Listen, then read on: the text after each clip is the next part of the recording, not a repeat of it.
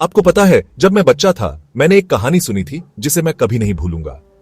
यह हिम्मत की कहानी है और एक भुथा हवेली की। बहुत पहले एक छोटे से गांव के बिल्कुल किनारे पर एक पुरानी टूटी फूटी हवेली थी। सब उसे भुथा हवेली कहते थे।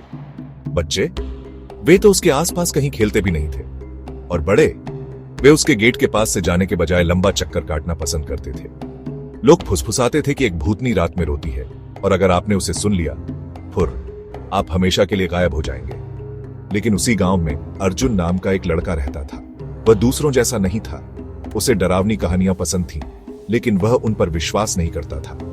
एक दिन उसने अपने दोस्तों को देखा और कहा, अगर तुम में से कोई मेरे जितना बहादुर है तो आज रात हवेली में आओ। आप अंदाजा लगा सकते हैं कि क्या हुआ। सब डर गए, तो अर्जुन ने अकेले जाने का फैसला किया। उस रात पूरा चांद ब्राइट और बोल्ड था।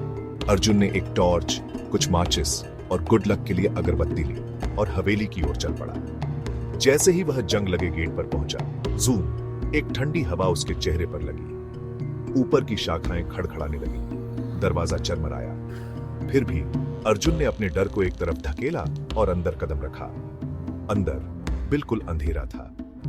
जाले, धूल, क्रीपी पुरानी तस्वीरें, चूहे हर जगह दौड़ रहे थे।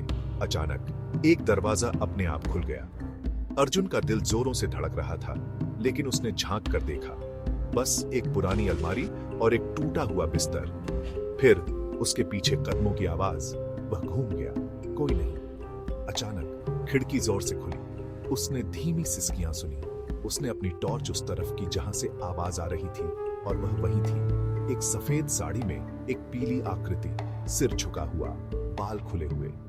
कांपते हुए अर्जुन ने पूछा, तुम कौन हो? उसने फुसफुसाया, मैं इस हवेली की मालकिन थी। मेरे पति ने मुझे धोखा दिया। मुझे कभी शांति नहीं मिली। अर्जुन, हालांकि वह डरा हुआ था, उसने जवाब दिया, मैं कैसे मदद कर सकता हूं? उसने कहा, मेरी राख हवेली के पीछे दबी हुई है, उन्हें गंगा में ले जाओ। अगली सुबह अर्जुन ने गांव के पुजारी और कुछ बड़ों को बुलाया। उन्हें राख का एक पुराना बर्तन मिला, बिल्कुल जैसा उसने कहा था। जब अर्जुन ने उन्हें गंगा में विसर्जित किया तो हवा में एक भीनी भीनी खुशबू भर गई।